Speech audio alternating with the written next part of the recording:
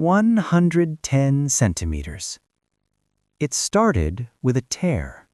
Not a dramatic one, just a small rip along the seam of a coat that had already seen too many winters. The fabric pulled apart quietly as the man bent down. There was no replacement, no store nearby, no ration left for new clothes. The cold didn't care. He stopped, looked down, then reached into a pocket almost out of habit.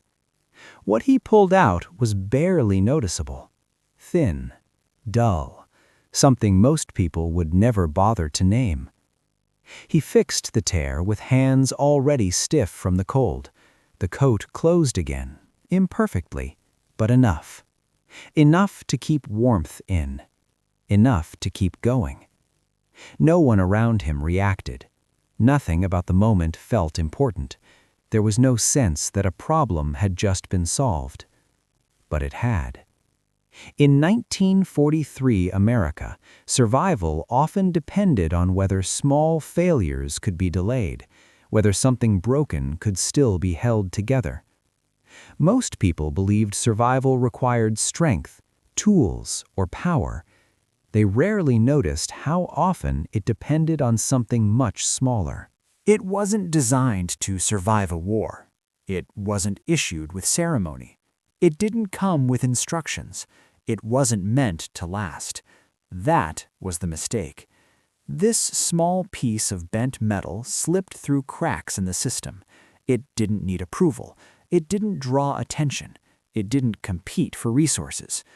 Because it was cheap. In a time when steel was rationed and replacements were slow, its simplicity made it invisible. No one counted it. No one tracked it.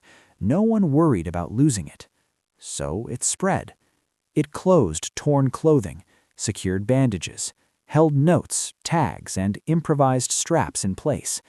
When buttons failed, it replaced them. When fabric tore again, it adjusted. When nothing fit, it adapted. That adaptability mattered. Wars don't collapse from big failures first. They erode through small ones, frayed seams, slipping bandages, loose gear. This object slowed that erosion, quietly. It didn't fix the system. It patched it, and patches by time. Time to walk another mile. Time to stay warm another night. Time to avoid an infection that would never be mentioned in reports. The irony was simple. The cheaper it was, the more useful it became. Under pressure, the mind searches for control. Not control over outcomes, that's too big. Control over damage. In war, things constantly threaten to fall apart. Clothing tears, bandages loosen, gear shifts. Small failures signal something worse coming. The safety pin interrupted that signal. It didn't restore perfection, it restored function. That distinction mattered. Being able to hold something together, even temporarily, told the brain that collapse was not inevitable, that decay could be slowed, that effort still counted. Psychologically, this changed everything. People who could patch a problem felt less exposed, less rushed, less disposable. They stayed oriented to the present instead of spiraling toward what might break next.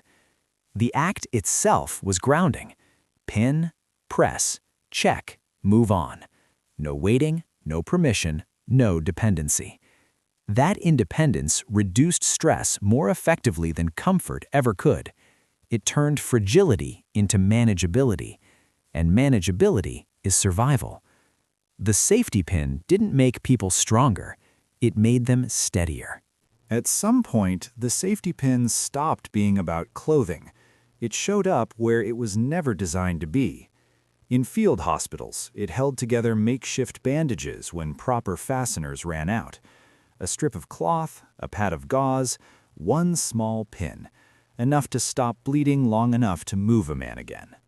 In foxholes, it secured maps inside jackets so rain wouldn't erase routes drawn in pencil. Lose the map, lose direction.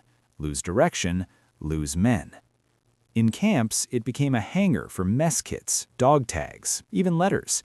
Small systems built to keep personal things from vanishing into mud, darkness, or chaos. But the most unexpected use was silence. A loose strap rattling against metal could give away a position. A torn pocket could drop something reflective. A flapping piece of fabric could catch moonlight. One pin, pressed flat. Noise gone, light gone, threat gone. The safety pin didn't announce itself. It didn't look heroic. It didn't belong to any unit or doctrine. Yet it kept appearing at moments where consequences were real and immediate. That's how you know a tool matters. Not because it was designed for war, but because war kept finding ways to use it. 110 chain survival is rarely decided by dramatic moments. It's decided by dozens of quiet choices no one records. Do I stop and fix this now or keep moving and hope it holds? Do I secure it or ignore it and risk losing it later? The safety pin lived in those decisions. It turned hesitation into action. When something failed, the pin offered an immediate answer. No tools, no orders, no delay. Just a small intervention that prevented a chain reaction. A torn seam left alone becomes a ripped jacket. A loose strap becomes lost equipment. A slipping bandage becomes an infection.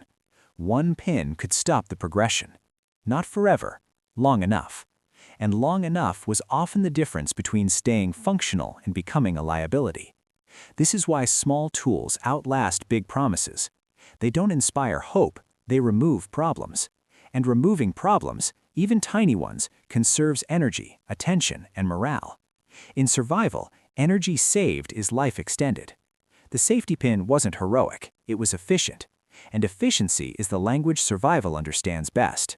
When the war ended, many tools disappeared. They were stored away, discarded, or quietly replaced by newer, shinier solutions. The safety pin didn't vanish. It followed soldiers home, not as a souvenir, but as a habit. Men who had relied on it overseas kept one in their jackets, toolboxes, glove compartments. They didn't talk about it. They didn't label it as a wartime object. They just kept it close, because the war had taught them something permanent. Problems rarely announce themselves, and when they appear, you don't always have time to prepare. The safety pin fits civilian life perfectly. Broken buttons, torn work shirts, loose straps on lunch pails, children's clothing, first aid at home. Quick fixes that didn't justify a trip to the store, but couldn't be ignored either. It became invisible again. That's the strange fate of the most useful things.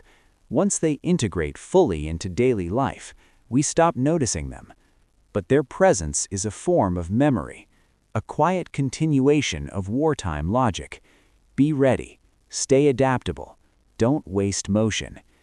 The safety pin didn't survive the war by being exceptional. It survived by being necessary. In the end, the safety pin was never about metal. It was about interruption.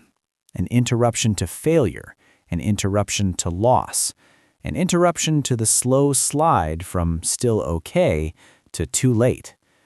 Wars are not won by perfect systems. Lives are not saved by flawless plans. They're preserved by small acts that stop things from getting worse. The safety pin did that quietly. It didn't fix the world, it fixed the moment. And in survival, moments are everything. There were countless objects larger, louder, and more celebrated in the war. Weapons, vehicles, machines built to dominate. But when those failed, and they often did, what mattered were the things that kept a person functional just a little longer. A jacket that stayed closed, a bandage that stayed tight, a map that stayed dry, a life that stayed possible. The safety pin never asked for recognition. It just held. And sometimes, holding is the most powerful act there is.